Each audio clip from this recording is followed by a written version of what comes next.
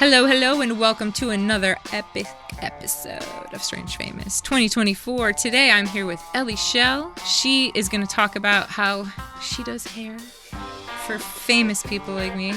Just kidding. But she did do my hair. It's kind of a big deal. But after one really quick commercial break, we'll come back. We'll talk about her epic hairstyling experience. We'll also talk about what they're doing in the music and arts world. So stay tuned. You're not going to want to miss this.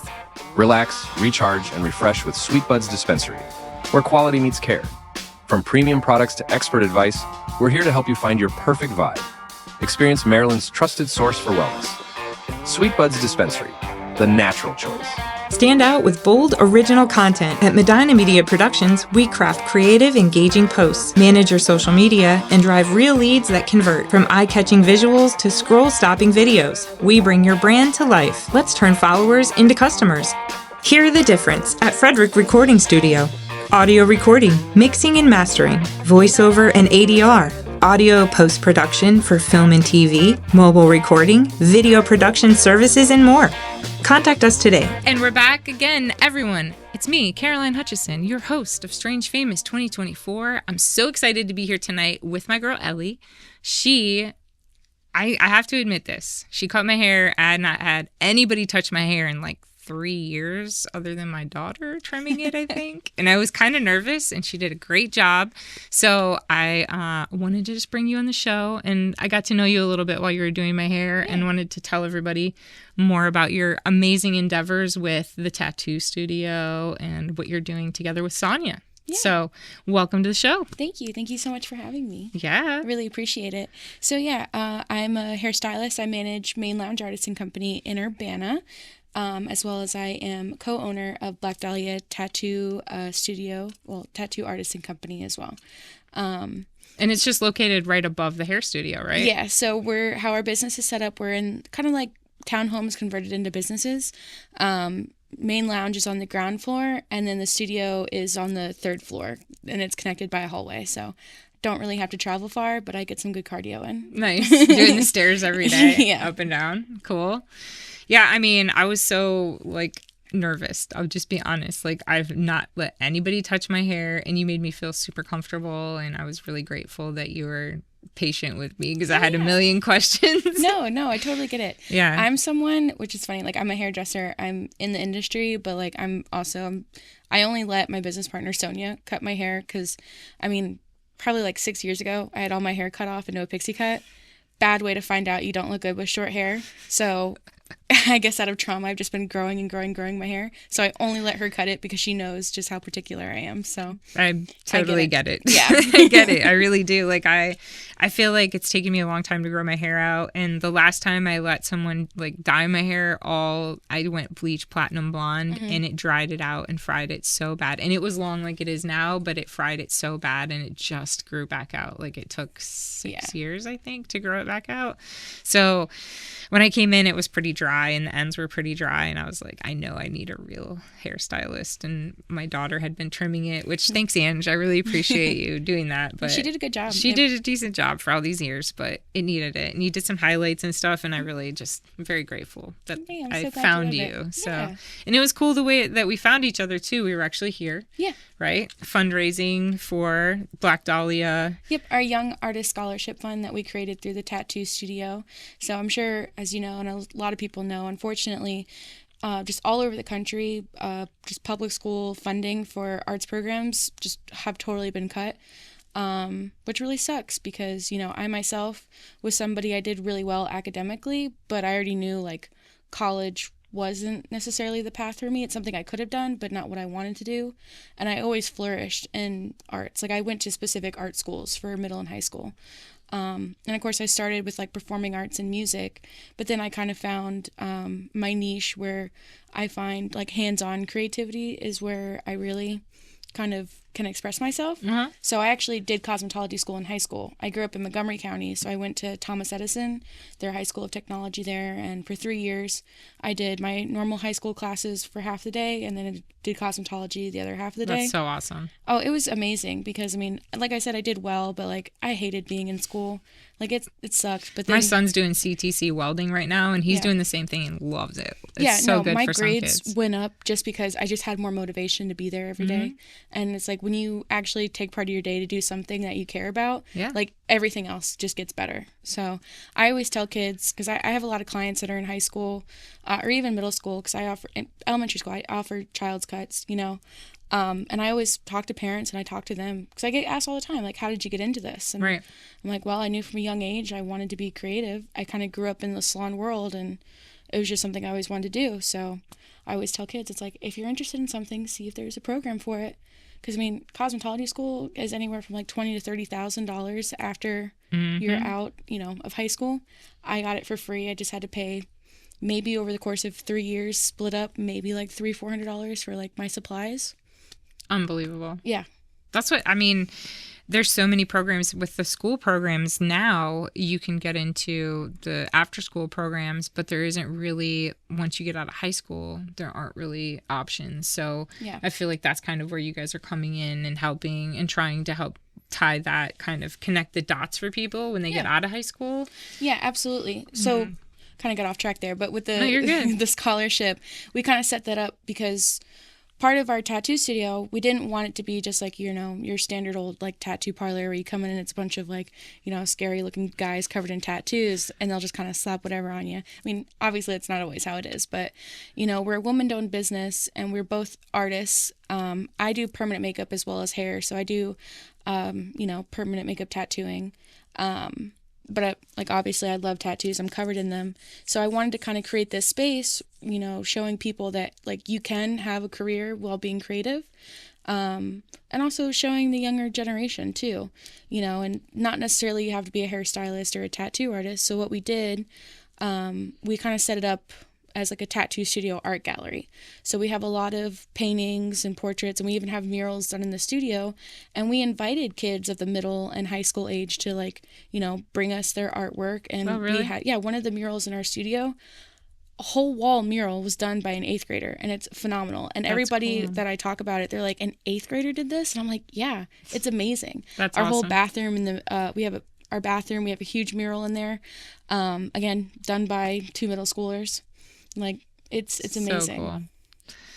That's really neat. And so right now, do you do tattoos or you just do the permanent makeup tattooing? I just do the permanent makeup tattooing. I would love to do, you know, regular tattoos, but it's definitely something like you can't really just pick it up. Like you have to really really practice. Yeah. So kind of between running the studio, doing permanent makeup, and then doing hair, I can't really focus in on too much, but you'll kind of catch me from time to time on my fake skin, just dabbling, doing some fun stuff. Yeah. So that's wild. So what's like some of the craziest stuff that you've seen? Do you have any crazy stories you're willing to share from people coming in with like some hair stuff, like nightmares that they like try to get you to fix? Oh yeah. Oh yeah. Thankfully nothing too crazy and nothing that I, you know, couldn't, you know, make better. But a big thing, you know, I get a lot of people that will do at-home hair jobs. They watch a couple YouTube videos and they think that they've gone through cosmetology and then apprenticing and working in a salon. So, and also not even that, but I've also had to fix some other stylist work too. Some stylists, maybe they're kind of part of like the older era, which is not a problem. You know, there's a lot of people in that, you know, market still, but then when they get someone who wants more modern, they don't do it so hot. So like I specialize in color corrections. I'm a color specialist and blonding specialist. So I get a lot of that, which I mean, it's really fun for me. I have to explain to the client, like, you're going to be here with me all day. So like DoorDash your lunch, DoorDash your dinner. We're going to be hanging out a while, but no, it's really a process. Fun. Yeah. It's a process. But it's my favorite feeling, you know, when you have someone come in who's like totally distraught over their hair and then you can have them leave feeling super confident and happy. I bet that is good. Oh, it's the best ever. Yeah. It's why I love what I do. I've had recurring nightmares about cutting my hair. Like I have this nightmare where I cut my hair and in my dream, like everybody's convincing me to do it and how great it's going to look and like everything. And then I get it cut and I'm just like, you know, it's like, I'm so mad at myself. And I wake up and I'm like emotionally. Oh yeah. Is connected to my hair. You're gonna laugh at this. So like obviously I'm totally like goth style, right? I have nightmares where I bleach my hair blonde and I'm blonde in the dream. And I'm like, why did I do that? I had such perfect black hair. Why am I blonde? So what have I done? Yeah, I totally get it. But it's easier to go back to black than it is to go back to blonde. Oh, yeah. There's no way. If I tried to make my hair blonde, because I've been dyeing my hair black for probably 6 years straight. Like, the reason why I had to cut off all my hair was because I went from black to blonde, which is, I was in high school. It was a whole nightmare. But, if I tried to do that again, I would have to just chop it all off. So I pretty much had to. I went from blonde to, I dyed my hair really dark, like a reddish brown. It was really beautiful at first, but it was a box dye. Yeah. And it just started washing out, and then it started looking really dingy and really crappy. And then I was like, oh, I wish I didn't do that. I want to be blonde again. And then I went and did the box blonde at home, and it just made my hair turn like this color. Yeah. So I'm sure you've had to go to the salon, and that's why I was wondering if you had any. Of course, you probably had plenty of stories like that, but they dyed it, and like it ended up just like all turning into almost like mush. My hair was just like mush, fried mush, and they ended up pixie cutting it. So I ended up having a pixie cut. I will say, really terrible. 90% of the time. Sometimes, box dyes will surprise you and they're a lot easier, but 90% of the time they are a hairstylist's worst nightmare. That's just because they're not regulated or not have high quality products in them like a professional quality color will. Mm-hmm. And a lot of times they actually have various metals in them, which then when we go in with our professional products, they totally have a horrible chemical reaction and they just straight up melt your hair.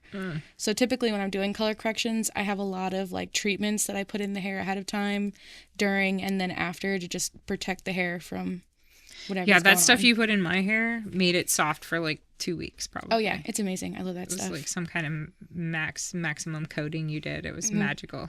Yeah, it's a CBD treatment and I have product. Yeah, it's amazing. It was amazing. So what would you recommend product wise for like, I think that over the years it's gone from like people really aggressively overwashing their hair, I think, and now I feel like it's more like normal for people only wash their hair a couple times a week, you know, and I think that normal hair care treatment from my routine is like once or twice a week washing it, and that's about it. But growing up, I was like, you shampoo and wash your hair every day. You know what I mean? Do you think that's something that was just like generational? Like we were taught to do that, like, and now we're learning that we don't want to wash all the oils out of our hair.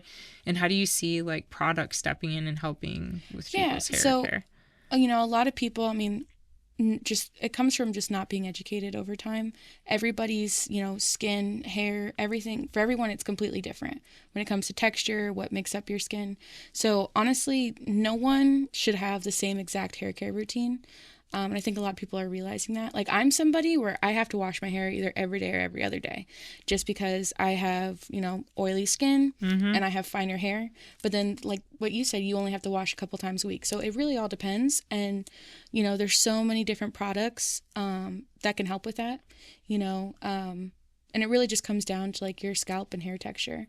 A lot of people, like, for some people, if they were to follow my hair care routine, they get horrible dry scalp, itchy, flakiness, I'd be dried out in a day, like, washing and then my if hair I like tried that. to go with your hair care routine, like, I look like a grease ball. So That's why my mom's always like, how can you only wash? I'm like, I don't know. She washed her hair every day too, and I'm like, I don't know. I just can't. It just dries my hair out. Yeah. So honestly, my best advice, thankfully we live in the age of the internet, so there's a lot of good information you can find. There's a lot of bad information too, but you can just kind of.